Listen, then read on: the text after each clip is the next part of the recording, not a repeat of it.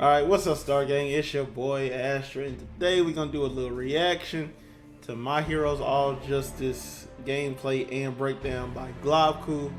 I haven't seen any new gameplay on the game, so this is gonna be new for me.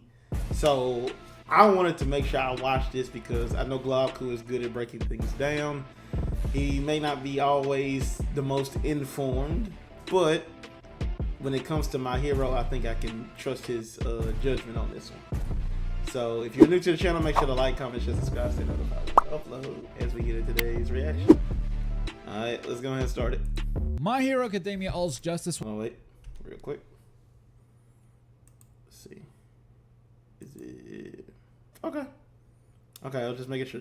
Was playable for the first time at PAX go. West, and today I have some brand new gameplay to show you guys, including Ojiro gameplay, who wasn't even playable in the PAX demo, as well as a sneak peek at story mode. But first, I had a friend capture some gameplay for me at PAX, and bro brought me some vertical video. So I'm not gonna make you watch all of this, but as you can see here, Tokoyami has been heavily remixed. Back in YungAstraYT 2, he was basically a stance character. You could play with Dark Shadow summoned or unsummoned, and that would significantly change how this character is played, including being able to send Dark Shadow out to do its own thing while you do something else with Tokoyami. I'm about to say, with Tokoyami in like YungAstraYT 1 and 2, his auto combo would lead into Dark Shadow coming out anyway. But you know, it's just, you know,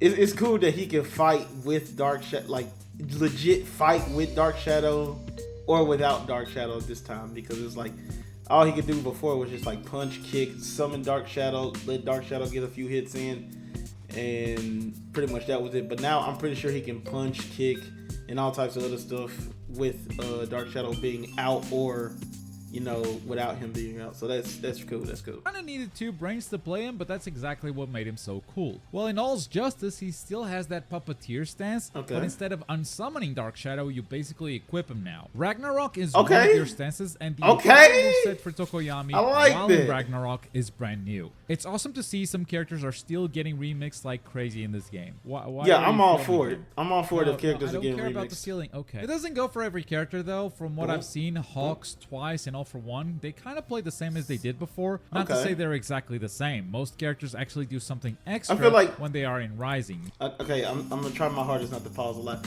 I do feel like with the characters, they are going to play, some of the characters are going to play similar, but I feel like they're going to have either buffs or they're going to have a new third quirk or like a new second quirk. Like they're gonna play the same, but they not gonna have the same quirks as they did at the first game. Like I want to say, what was, okay, we could say for example like Ida had the kicks, right? He might not have the same kick that he had in the previous game. He might have a newer way of how he kicks somebody. So it might be like a whole new thing, like, because he would kick him or he would like grab him with his foot and like slam him to the ground. He might not even do that anymore. So he might just, you know, do like a flurry of kicks and then just dash off and then do one big final kick. Usually something passively just happens, and we're going to see a lot of that in today's gameplay. So let's dive right in. I want to watch 2 full matches today and break them down. You may have seen parts of this one already. It was posted by a few media outlets that went to Gamescom, and I think it's an awesome match to tell you about its overall systems. So if you've missed the reveal, this game is now a 3v3 tag game. Each character has their own health bar, and you can freely tag into each other while attacking, defending, or in neutral. We can now confirm that assists are completely gone though. In YungAstraYT 2, you used to be able to call your characters as assists to play alongside your main character, but since now you can just tag them in, they have completely removed assists from the game. Underneath each character's health bar is their stamina bar. This is what gets drained whenever they block or use their dodge. It's the same as YungAstraYT 2, but below that is a new mechanic called emergency dodge, and that's this game's combo breaker. It's basically a burst. In fact, Toga is going to use it. I like how Bakugo, start with only one burst. Can we talk about how my GOAT Bakugo? I know I don't play him in YungAstraYT. I get it. I know I don't play him in YungAstraYT. But can we just appreciate how my GOAT is moving on the screen? It's basically a burst. In fact, Toga is going to use it right here. You start with only one burst and gain another stock every time a character dies. So overall, each player may break I actually up to 3 might combos pick per match, Bakugo but up they because can only hold he 2 is bursts at any smooth. given time. The 2 players here are dodging each other pretty well, and this is when we see the power of tagging in this game. Dabi tags in, Bakugo is completely open, so the player reacts. Okay, I'm sorry. I'm gonna keep doing this. And for people who are saying this game can't get fast paced, or just the game looks slow, I'm not gonna use the argument of it being a demo, right? If you get 2 of the right people playing My Hero 1's Justice, or at least this game, you can see some of the most craziest shit, just like with any other game. Like, they can move, like the characters move fast. It starts off slow, but then it picks up as you fight. So people who make the argument, oh, the game looks too slow, it looks like this and that. No. Once you start fighting and things start picking up, it's magical, bro. It's a magical feeling, bro. Magical game.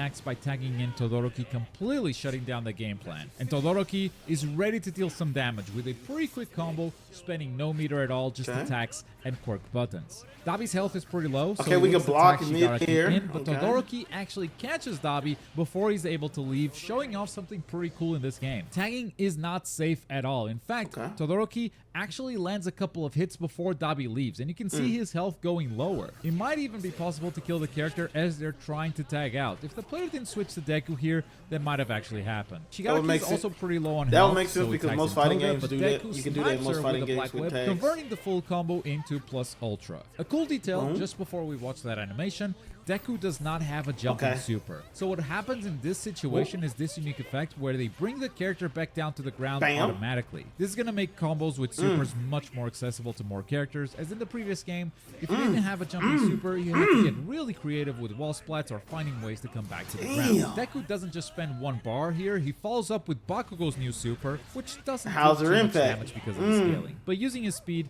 Bakugo is able to finish off Toga. Fire, bro. Fire. Toga down, okay?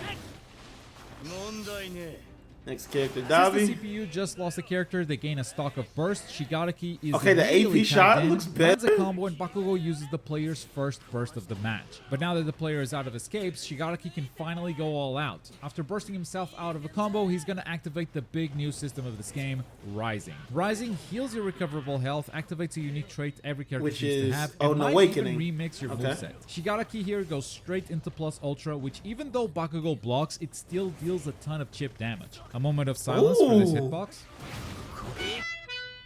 Thank you very much. Shigaraki's rising trait is the constant decay on the floor. It tracks the opponent, so if you are touching the ground, you are constantly losing health. Deku doesn't mind it though. He's gonna pressure Shigaraki and wake up and finish him off. That's actually broken. Now it's worth mind it though. He's gonna pressure Shigaraki on wake up. He said, I'm sorry. Your trait is the constant decay on the floor. It tracks the opponent, so if you are touching the ground, you are constantly losing so health. it just tracks you. So that's crazy. So if you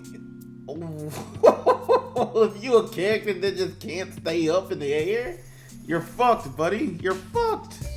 No. Deku doesn't mind it though. He's gonna pressure Shigaraki on wake up and finish him off, bringing in Dabi. Now, it's worth pointing out that Dabi has virtually no health here. But since he is the last character on the team, he will automatically activate Rising and get about 50% of his HP back. This always seems to happen with the last character of a team, which is going to play a big role on how you play the game and how you pick your characters. Dabi's unique trait is the spawning fire traps all over the stage. Their placement seems to be a bit random, so this is more of an RNG trait compared to Shigaraki. Here we get a new mechanic too, called Counter Crash. This is what happens when 2 armored moves collide with each other. YungAstraYT Justice has handled this interaction in very different ways. In the first game, armored moves would just persist and he would try to power through the opponent's attacks. In the second game, armored moves would break through the opponent's armor, so usually whoever did it first would win. And in this game, hitting someone with an armored move while they are armored triggers this cutscene called Counter Crash. You don't get any combos from this, but it deals good damage and resets to neutral. Deku is on the defense, but he switches to Todoroki while blocking and he goes Awakening his own Rising. And Dabi Todoroki has no choice here but to use his last burst if he wants to survive. But it's going to be hard to do so, as Todoroki's rising trait is a slowdown effect on the opponent. So Dabi is going to have a lot of trouble running away. He uses his rising action here, which is this evasive jump. I believe every character gets a unique rising action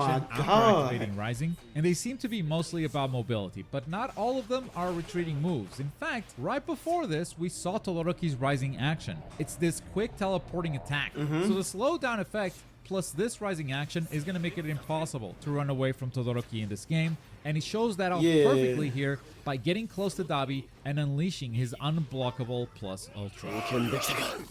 Damn. So his plus ultra is just unblockable. Oh man. Victory for Team Hero. Let's get into our second match. Okay, I'm liking how this game is now.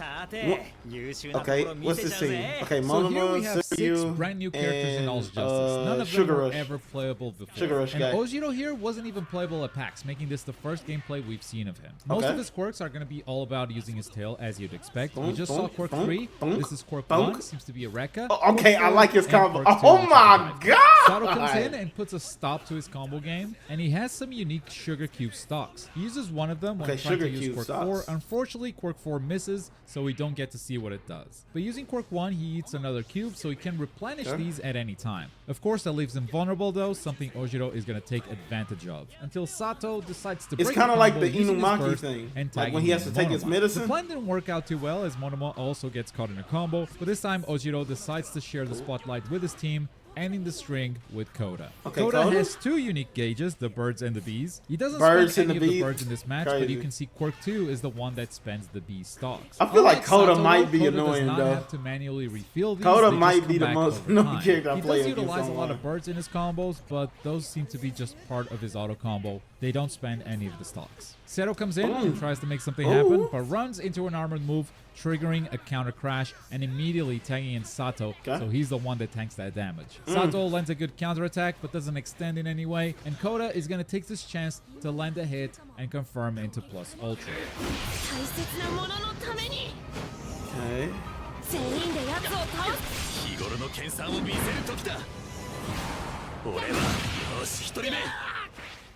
Oh, he didn't want to do overkill. See me, I ain't gonna care. I'm gonna do overkill. Sato goes down, and Monoma enters the stage, bursting out of a combo immediately and bringing in Zero. Zero actually lands his quirk 4, but doesn't follow up with anything, and since he's so low on health, he might as well activate Rising here. The last character is gonna have it no matter what, so go ahead and spend that meter. Shoji comes in, lands a few basic attacks, and that's gonna be enough to take down Zero.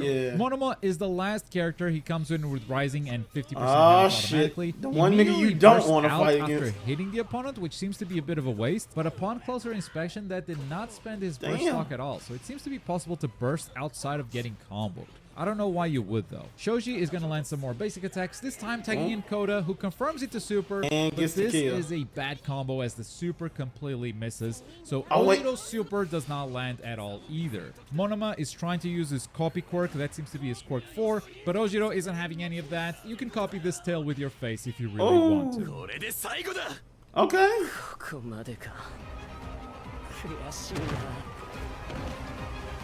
Okay, I think I understand it now. And to close this out, let's take a quick look at a story mode mission. Deku versus Shigaraki in a destroyed city. So this is probably towards the end of story mode. This is kind of the big battle. And it's a simple 1v1 versus match against the CPU. Not too much to it, no unique mechanics or gimmicks here, outside of it being a 1v1. As you can see, there are no teammates. Both characters started with rising meter completely. I wonder if you can still do there's some story 1v1s like online and stuff. as they fight. Other than that, it's something you could recreate in versus mode. At the end of the battle, you do get this cool cinematic cutscene. Okay. And you got one. You say run in the background.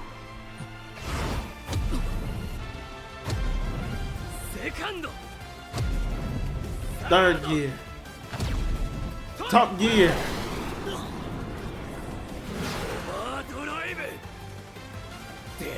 Ooh! That's actually where the footage ends. I swear I didn't cut the video. Okay. I'm expecting this story mode to be pretty similar to One's Justice. In my first trailer reaction, I thought we'd get more of a cinematic story mode and less of a slideshow story mode. But then I watched Kashimaru's video on it, and he made a good point. Reminded me that One's Justice 2 also had trailers full of cinematics, and they are in the game, they do exist, but they're very much in the minority. Most of the story mode looks like this. That said, some press outlets have confirmed that there will be some free roaming in story mode, which is brand new in the series. We will be traveling from mission to mission in kind of an open world or an open hub, I'm not sure. But my theory is that outside of walking around and talking to NPCs, the story mode is going to be pretty much like the previous games. That's just a theory for now, however. I haven't seen more than you guys have at this point. But I hope you've enjoyed this extended look at My Hero Academia All's Justice. Let me know in the comments which character you would like to see gameplay for in the future, just in case I have a chance to record this game myself. And for more anime games, you can check out this video right here. Thanks for... Alright, bet. Let's go ahead and give this a like. Go ahead and give this a like. But, yeah, bro. Like, my opinions haven't changed on All Justice. It's just that now it's a lot more that I have to think about. Like, I legit have to pick my team the correct way. Understand the mechanics of it.